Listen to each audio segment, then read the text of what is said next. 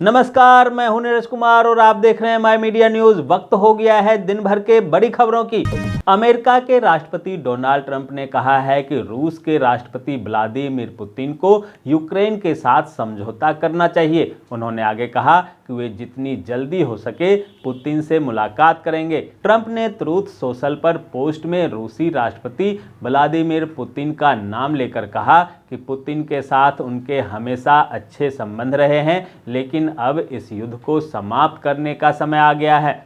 Bombay high court ने 2 society द्वारा मस्जिद के लाउडस्पीकर मामले पर सुनवाई करते हुए कहा कि लाउडस्पीकर का प्रयोग किसी धर्म का अनिवार्य हिस्सा नहीं है। इसके इस्तेमाल की अनुमति नहीं देने से किसी के मौलिक अधिकार का उल्लंघन नहीं होता। न्यायालय ने निर्देश दिया कि मस्जिदों से लाउडस्पीकर हटाने को लेकर एक बार निर्देश दें और अगर दोबारा ना हटाया जाए तो उनको जब्त कर लें। उत्तर प्रदेश एटीएस ने एक बड़े टोल प्लाजा घोटाले का खुलासा किया है, जिसमें आरोपियों ने 200 से अधिक टोल प्लाजा पर सॉफ्टवेयर में छेड़छाड़ कर करोड़ों रुपए का गबन किया। बिना फास्टैग वाली गाड़ियों से लिए गए 2 गुने टोल का 50% हिस्सा NHI को नहीं भेजा गया। इसके बजाय नकली रसीद बनाकर पूरा पैसा हड़प लिया गया। STF का अनुमान है कि यह घोटाला 100 करोड़ से अधिक का हो सकता है। गणतंत्र दिवस समारोह में 8 साल बाद दिखेगी बिहार की झांकी, जिसमें राज्य की समृद्धि, ज्ञान और शांति की परंपरा को प्रदर्शित किया जाएगा। दिल्ली विधानसभा चुनाव के लिए बीजेपी ने अपने संकल्प पत्र का तीसरा पार्ट जारी किया, जहां केंद्रीय गृह मंत्री अमित शाह ने घोषणा करते हुए मजदूरों को 5 लाख रुपए का दुर्घटना बीमा, 13,000 नई इलेक्ट्रिक बस, 50,000 युवाओं को सरकारी नौकरी और 20 लाख युवाओं के लिए रोजगार के साथ साथ 1700 अनधिकृत कॉलोनियों को मालिकाना हक और 5 लाख का फ्री इलाज की घोषणा की गई है। पंजाब के तरनतारन में एक गांव में आरोपित को पकड़ने गई पुलिस पर आरोपी के घर वालों ने हमला कर दिया, जहां आरोपित जसकरण सिंह ने पहले अपनी गाड़ी को पुलिस की टीम पर चढ़ाने का प्रयास किया। इसके बाद ASI की वर्दी को भी फाड़ दिया। आरोपित जसकरण सिंह काफी समय से फरार चल रहा था। साल 2020 में उसके खिलाफ हवाई फायर और गुंडागर्दी करने का केस दर्ज किया गया है।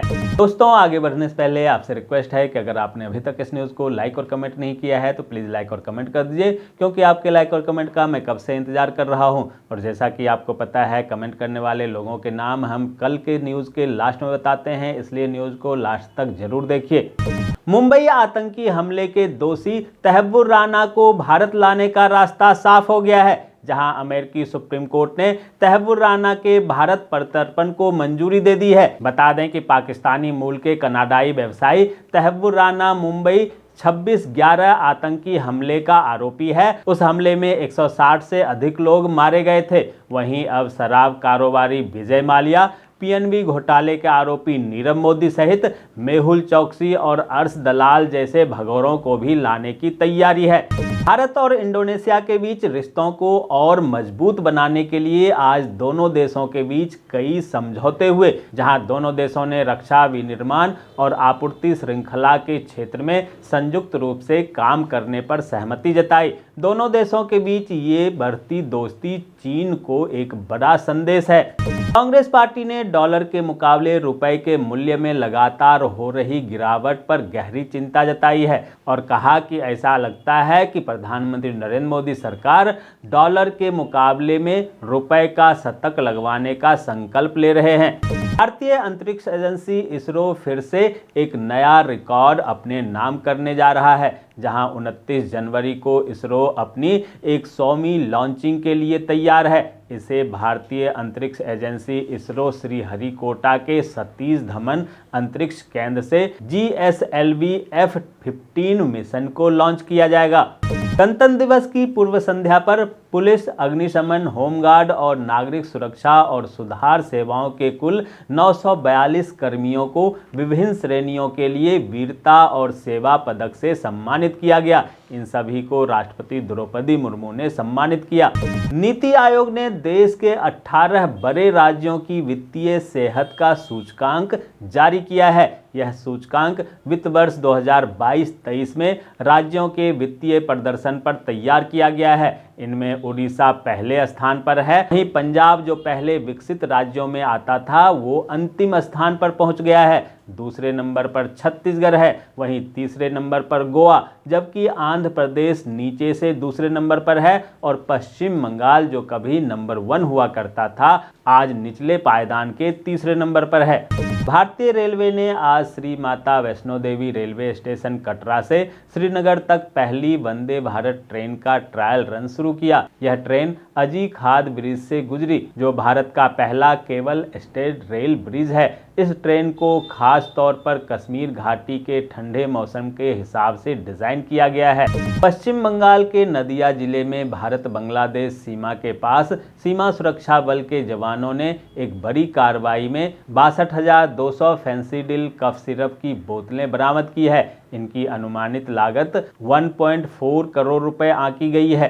मुंबई के गोरेगांव ईस्ट के खरकपारा फर्नीचर मार्केट में आग लग गई, जहां आग पर काबू पाने के लिए करीब 10 टैंकर मौके पर पहुंचे और बामशक्कत कर आग पर काबू पाया। रिलायंस इंडस्ट्री गुजरात के जामनगर में दुनिया का सबसे बड़ा डेटा सेंटर बनाने जा रही है। यह महत्वाकांक्षी परियोजना भारत के डिजिटल बुनियादी ढांचे में एक क्रांतिकारी बदलाव लाने की क्षमता रखती है। हिंदू सेना के राष्ट्रीय अध्यक्ष विष्णु गुप्ता पर गोलीबारी हुई है, जहां विष्णु गुप्ता ने आरोप लगाया कि वो अजमेर से सुबह 6 बजे दिल्ली के लिए रवाना हुए थे। उसी वक्त उन पर गोलीबारी की गई, जिसके बाद सूचना मिलने के बाद पुलिस मौके पर पहुंची और जांच में जुट गई है। किचन में छिपकली और कीड़ों का आना एक आम समस्या बन गया है। इससे बचने का एक आसान उपाय है जो आपको आसानी से उपलब्ध भी हो जाएगा। इसके लिए आप एक लहसुन को छिलकर दीवार के अलग अलग जगहों पर रख दें। इसकी गंध से छिपकली और कीड़े भाग जाते हैं। बैंक ऑफ बड़ौदा की ओर से 1200 से अधिक पदों पर भर्ती निकाली गई है। इच्छुक उम्मीदवार आधिकारिक वेबसाइट bankofbaroda.in पर जाकर 27 जनवरी तक आवेदन कर सकते हैं।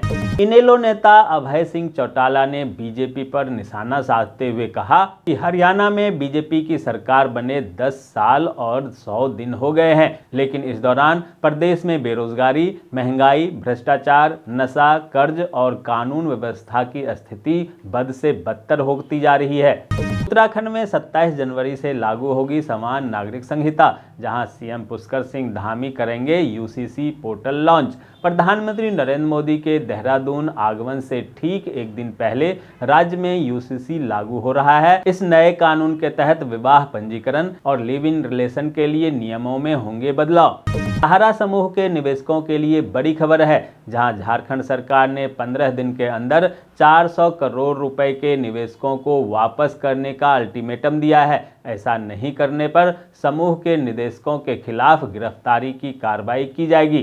मध्य प्रदेश में 17 धार्मिक शहरों में पूर्ण रूप से शराबबंदी का लोगों ने स्वागत किया है। वहीं साधु संतों ने भी इसका स्वागत किया, जहां बागेश्वर धाम के पीठाधीश्वर धीरेन्द्र शास्त्री ने भी इसका समर्थन किया है।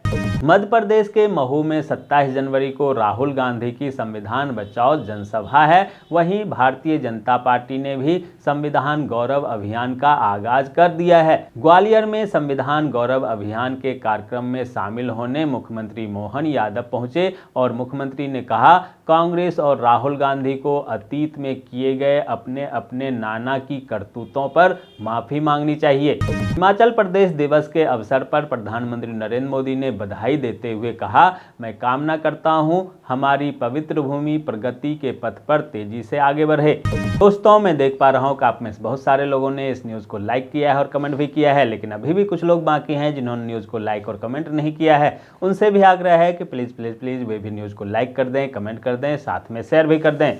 तो ये थी दिन भर की बड़ी खबरें। ऐसे ही खबरों से अपडेट रहने के लिए चैनल को सब्सक्राइब कीजिए, नोटिफिकेशन बेल को दबाइए, वीडियो को लाइक कीजिए और ज़्यादा से ज़्यादा शेयर कीजिए, ताकि आप और आपके जानने वाले रह सकें देश और दुनिया के तमाम खबरों से अपडेट।